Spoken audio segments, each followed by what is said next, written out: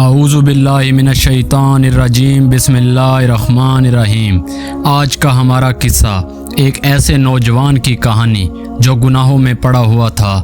ایک رئیس زادہ تھا، زندگی کے ہر آسائش اسے میسر تھے، پھر اس نے گناہوں کو چھوڑ کر اللہ پاک کی جانب اپنا سفر شروع کیا، اور اس کا اختتام کیا ہوا؟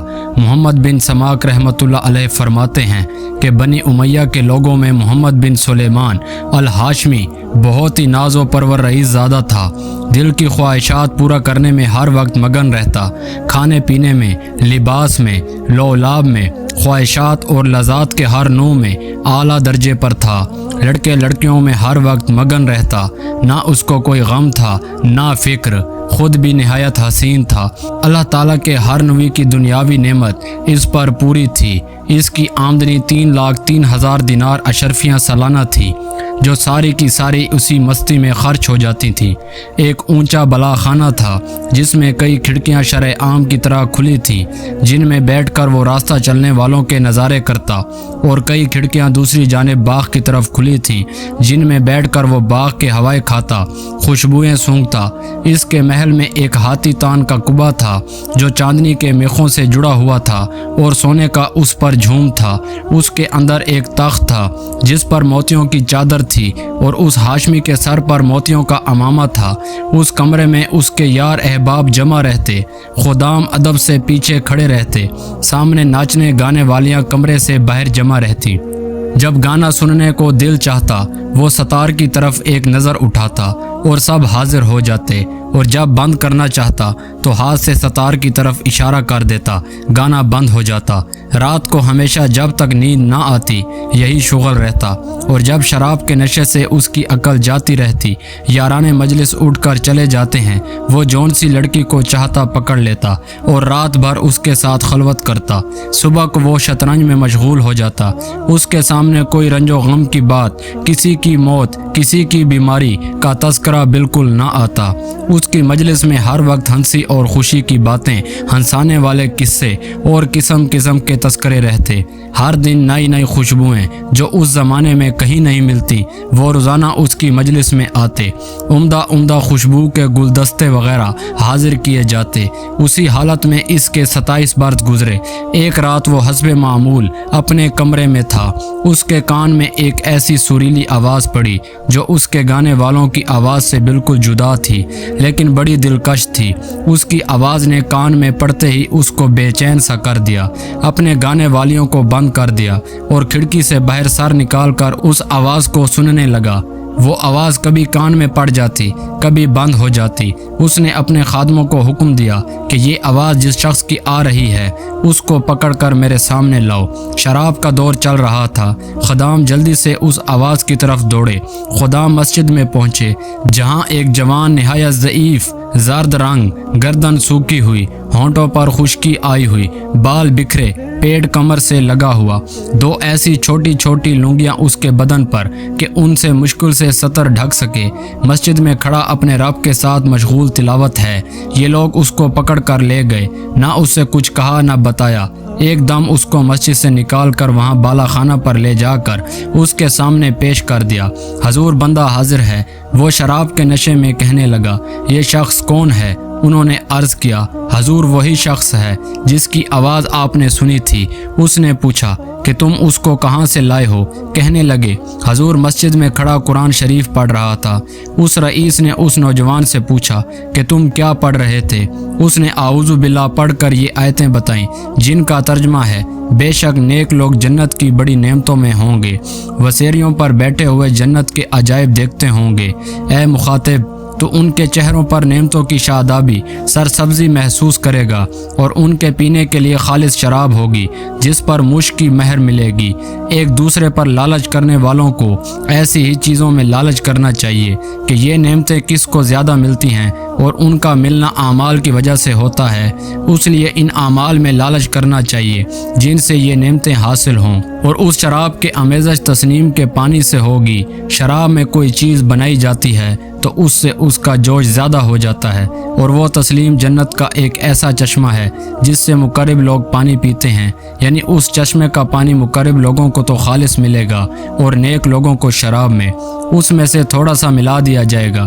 اس کے بعد اس نوجوان نے کہا، آرے دھوکے میں پڑے ہوئے، تیرے اس محل کو، تیرے اس بالا خانے کو، تیرے ان فرشوں کو، ان سے کیا مناسبت؟ وہ بڑی اونچی مسیریہ ہے جن پر فرش پیچھے ہوئے ہیں، ایسے فرش جو بہت بلند ہے، وہ ریشم کے ہوں گے۔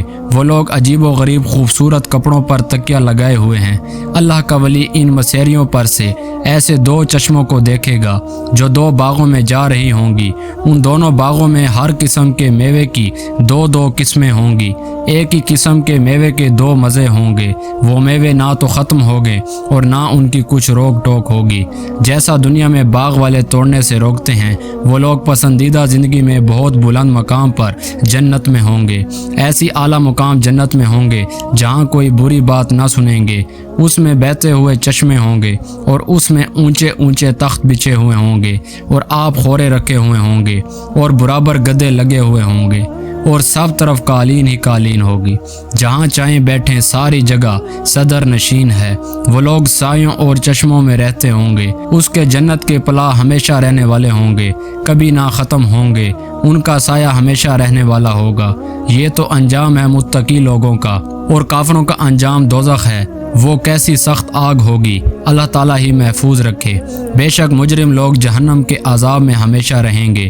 وہ عذاب کسی وقت بھی ان سے ہلکا نہ کیا جائے گا اور وہ لوگ اس میں مایوس پڑے رہیں گے۔ بے شک مجرم لوگ بڑی گمراہی اور حماقت کے جنون میں پڑے ہیں۔ ان کو اپنی حماقت اس دن معلوم ہوگی جس دن منہ کے بل گھسیٹ کر جہنم میں پھینک دیے جائیں گے اور ان سے کہا جائے گا، دوزخ کی آگ لگنے کا، اس میں جلنے کا مزہ چکھو۔ وہ لوگ آگ میں اور کھولتے ہوئے پانی میں اور کالے دھوئیں کے سائے میں ہوں گے۔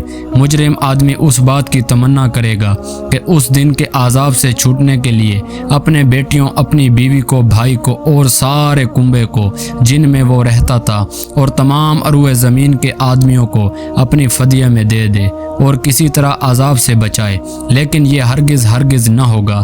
ایک ایسی شعلہ والی ہے کہ بدن کی کھال تک اتار دے گی اور آگے سے شخص کو خود بلائے گی جس نے دنیا میں حق سے پیٹ پھیری ہوگی اور اللہ تعالیٰ کی اطاعت سے بے رخی کی ہوگی اور ناحق مال جمع کیا ہوگا۔ وہ ہاشمی اس فقیر کا کلام سن کر اپنی جگہ سے اٹھا اور فقیر سے گلے لگ کر خوب چلا کر رویا اور اپنے سب مجلس کو کہہ دیا کہ تم سب چلے جاؤ، اور فقیر کو ساتھ لے کر صحن میں گیا اور ایک بوریے پر بیٹھ گیا اور اپنی جوانی اور حالت پر روتا رہا، اور فقیر اس کو نصیحت کرتا رہا یہاں تک کہ صبح ہو گئی۔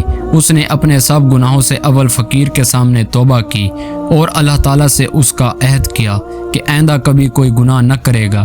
پھر دوبارہ دن میں سارے مجمع کو سامنے توبہ کی اور مسجد کا کونا سنبھال کر اللہ کی عبادت میں مشغول ہو گیا اور اپنا سارا ساز و سامان، مال و متاع سب کچھ فروخت کر کے صدقہ کر دیا اور تمام نوکروں کو موقوف کر دیا اور جتنی چیزیں ظلم و ستم سے لی تھیں سب اہل حقوق کو واپس کی۔